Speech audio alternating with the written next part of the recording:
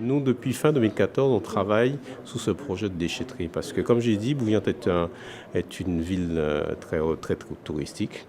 Mais en plus, la population est très sensible à cette problématique de gestion des déchets. Et depuis fin 2014, nous nous battons avec la communauté d'agglomération de Sud-Basse-Terre pour que, d'une part, on installe le tri sélectif sur notre territoire. D'ailleurs, on avait commencé quelques travaux, mais effectivement, on a connu quelques turpitudes, quelques difficultés qui n'ont pas permis le développement et le déploiement, de ces bornes d'apport volontaire pour qu'on puisse commencer à faire quelques expériences sur le tri sélectif. Et c'est vrai que nous avions, en complément de ça, envisagé la construction d'une déchetterie.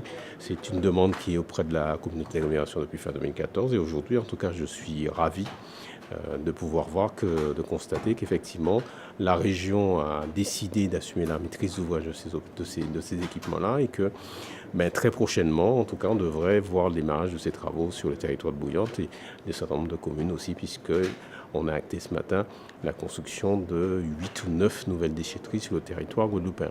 Mais bien sûr, tout à fait, puisque nous avons la zone qui aujourd'hui sert de décharge, en tout cas de manière transitoire, puisque c'est sur ce site-là qu'anciennement et jusqu'ici qu'on continue à emmener les encombrants qui servent de zone tampon, donc il va être aménagé de manière à accueillir, de manière officielle et dans des conditions beaucoup plus satisfaisantes les déchets de la population de Bouillante.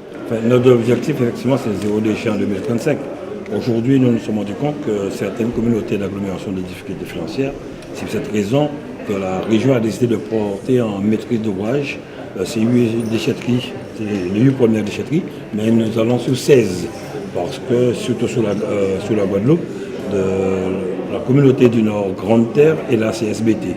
Et là, nous avons fait un point aujourd'hui avec les deux SEM qui ont le marché, la SEM Samar et la SEMAG, de manière à accélérer les travaux, parce que nous avons des fonds européens, nous avons des fonds de l'ADEME qui ne peuvent rester éternellement là.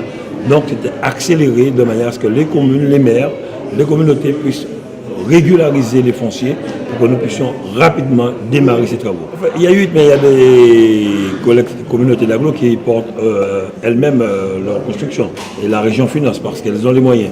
Mais où nous intervenons, c'est où les communautés n'ont pas les moyens financiers parce qu'il y a une part à apporter, donc nous avons pris en maîtrise d'ouvrage. C'est 10 millions que nous allons injecter et Mme Sylvie Gustave a fait un très gros travail avec tous les maires concernés et les agglomérations. Là, nous espérons sortir de terre les premiers coups de pioche au premier trimestre 2019. Donc actuellement, ce sont des procédures administratives qui nous prennent du temps. Donc nous sommes obligés d'attendre, mais nous avons prévu de faire une réunion avec le préfet, les services de l'État, de manière à accélérer rapidement ces dossiers et essayer de satisfaire un peu à la demande des Guadeloupéens, car comme on le dit, le tourisme, c'est la propreté, c'est le fleurissement, c'est zéro déchet sur les routes.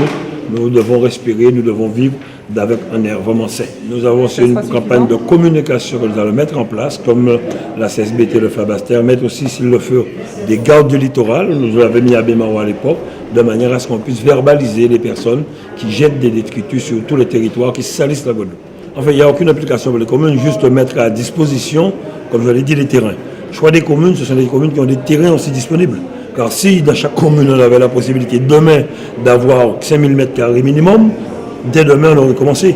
Mais il y a toute une procédure, il faut trouver les terrains, il faut créer aussi des routes pour pouvoir y accéder et de l'électricité aussi. Donc c'est cela. Aujourd'hui, avec les communautés, nous avons choisi un nombre de communes qui peuvent mettre des terrains à disposition. Et là, on ira très vite. Je pense que cela va vraiment soulager la population guadeloupéenne.